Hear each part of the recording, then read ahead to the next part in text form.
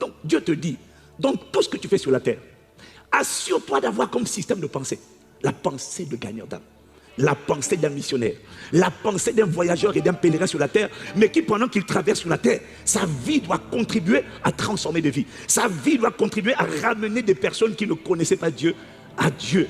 Sa vie doit contribuer à faire le bien et il doit contribuer à être un destructeur des œuvres du diable sur la terre. C'est pas seulement prier, c'est il doit détruire les œuvres du diable. Il doit libérer les prisonniers. Il doit ouvrir les yeux des aveugles.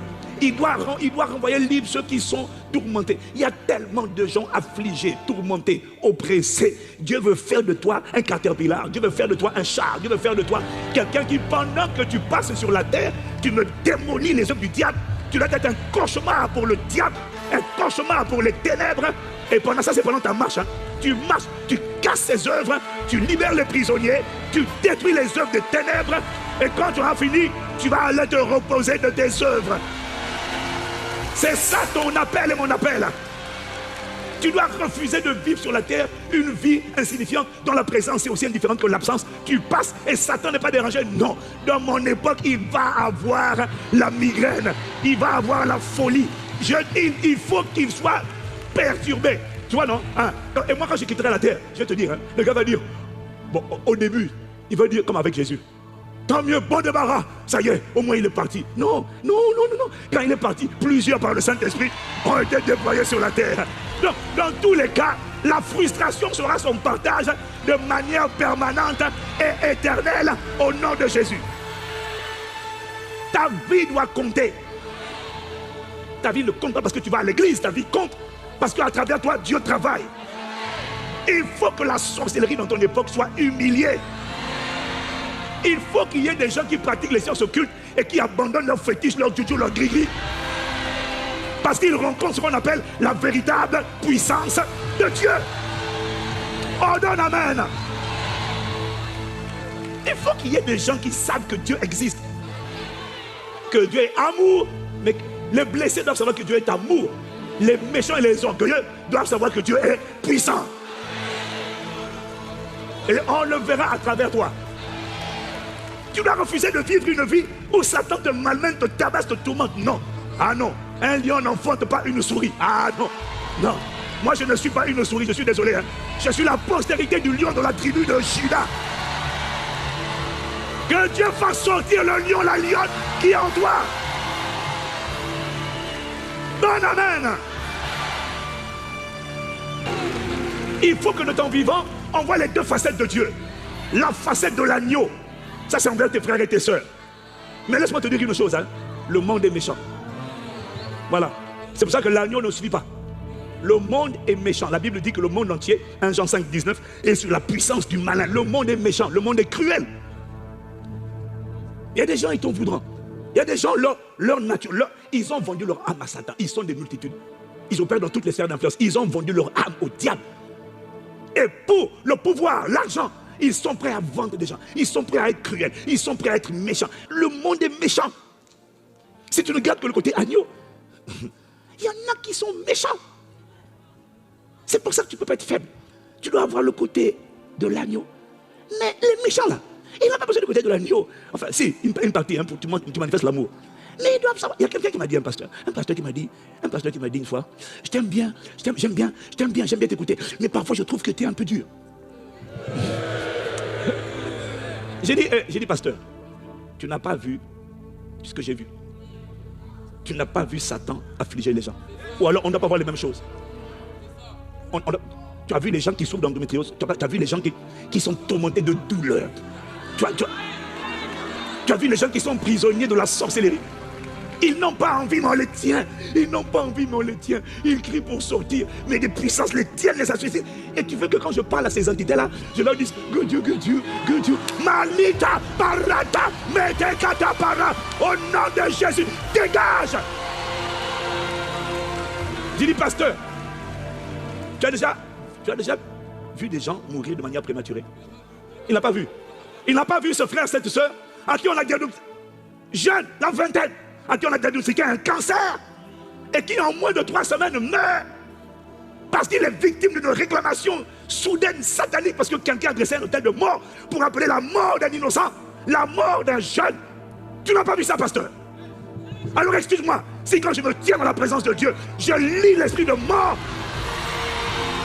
et que je le renvoie là d'où il vient, à l'Ada, Shakataba, back to the sender, retour à l'expéditeur.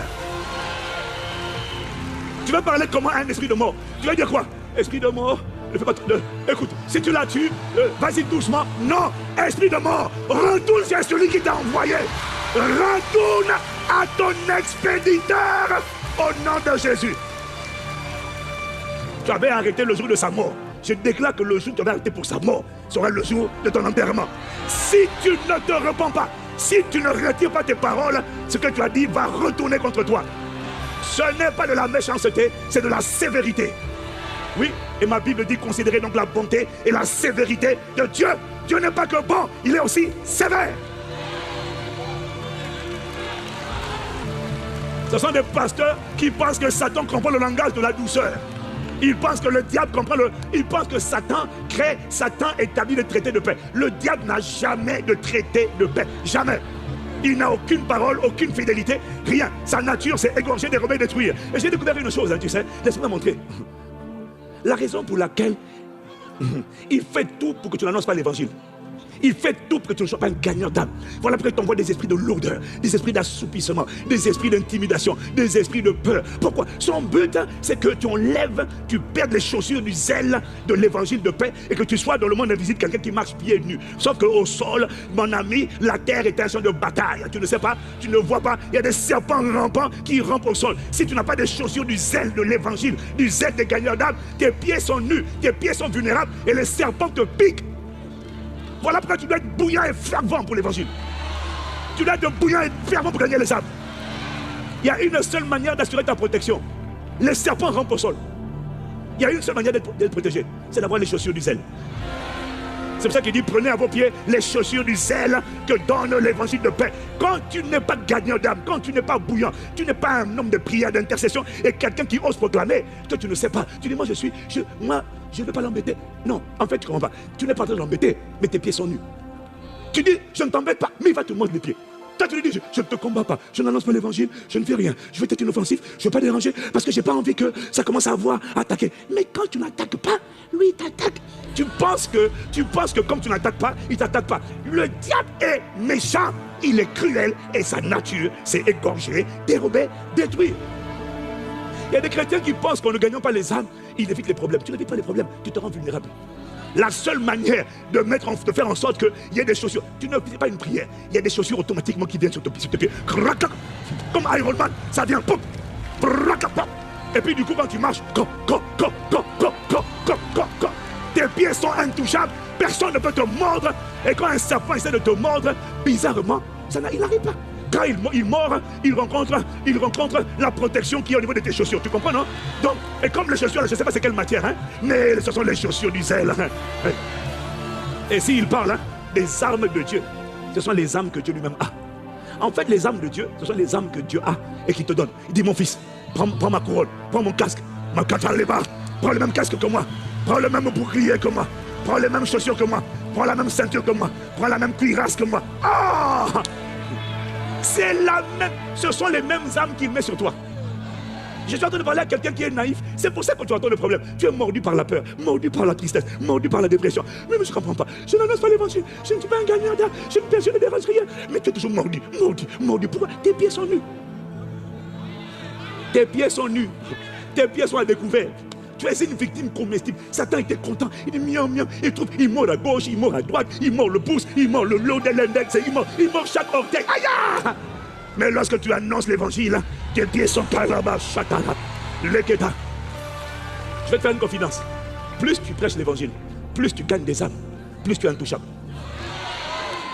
C'est-à-dire que plus tu as des combats, mais bizarrement, tu es détendu. Est-ce que cet homme-là fait des cauchemars la nuit? Il y en a des qui, leur sommeil est perturbé, ils se réveillent. Toi, tu te réveilles, tu dis, Nous, quand on se réveille, on dit, barricadez les portes. Personne ne sort. Dressez un périmètre de sécurité. Celui qui est venu m'attaquer, il va regretter d'être venu m'attaquer. Je me tiens dans la présence de Dieu. Aussi nombreux qu'ils sont. Ma Bible dit que ceux qui sont avec moi sont en plus grand nombre que ceux qui sont contre moi. Barricader le périmètre. Maintenant, tu prépares ton épée dans la bouche. Quiconque est venu attaquer mon sommeil, quiconque est venu coucher, me souiller la nuit, au nom de Jésus, je viens contre toi. Je me tiens dans la présence de Dieu. Je viens te tailler en pièces dans le nom de Jésus. Massacre-les-moi. Ah, parlez d'Oka Parakata. Oh, donne amen. Oui, pasteur, je t'aime bien, mais des fois je trouve que tu es trop dur. Je suis trop dur avec la sorcellerie. Je suis trop dur avec l'esprit de mort. Je suis trop dur avec l'esprit de cancer. Tu veux être doux avec quelqu'un qui essaie de te détruire. J'ai vu ce qu'il a fait dans ma famille. Pas de pitié. D'ailleurs, c'est pas moi, hein. C'est pas moi. Dans la Bible, l'Ancien Testament, il est dit tu ne laisseras pas vivre la sorcière. Mais bon, c'est pas littéral. On n'applique pas ça littéral. Hein? Ça, c'était avant. On les mettait au bûcher. On fait pas ça. Nous, les armes dans notre combat, il est écrit, ne sont pas charnelles. Donc on ne peut pas les couteaux pour aller brûler la sorcière. Les armes de notre combat, 2 Corinthiens 10, verset 3. Les armes de notre combat ne sont pas charnelles. Mais attention, hein, ce sont les armes spirituelles. Elles sont puissantes par la vertu de Dieu pour renverser les forteresses. Ah, c'est ça. Les armes avec lesquelles nous combattons ne sont pas charnelles. Elles sont puissantes par la vertu de Dieu pour casser, démolir les forteresses. Donc nous, on combat dans l'invisible. On n'est pas là pour dire, grand-mère sorcière, tu vas voir, je vais brûler la maison quand tu seras dedans, quand tu vas dormir. Et puis j'aurai fini avec... Non, non, non. C'est pas elle. Elle travaille avec des esprits. Elle travaille avec des entités. Même si elle meurt, les entités continuent. Donc ce sont les entités spirituelles qu'il faut... Massacre-les. Et amen. Elle ne peut pas. C'est pour ça que Dieu construit ta foi. Il ne peut pas. Le gars est désarmé. Parce que tu as peur parce que sa plus grande force, c'est la ruse. La capacité à impressionner, intimider par la bouche. Tu entends des voix. Je vais te tuer, je vais te tuer. Allume la lumière. C'est ce qu'on appelle la révélation. Le gars, tu vas voir qu'il est nu. Il a été... Jésus l'a dépouillé, désarmé, vaincu. Il a dépouillé les autorités et les dominations. Il les a publiquement livrées en spectacle, en triomphant d'elles par la croix.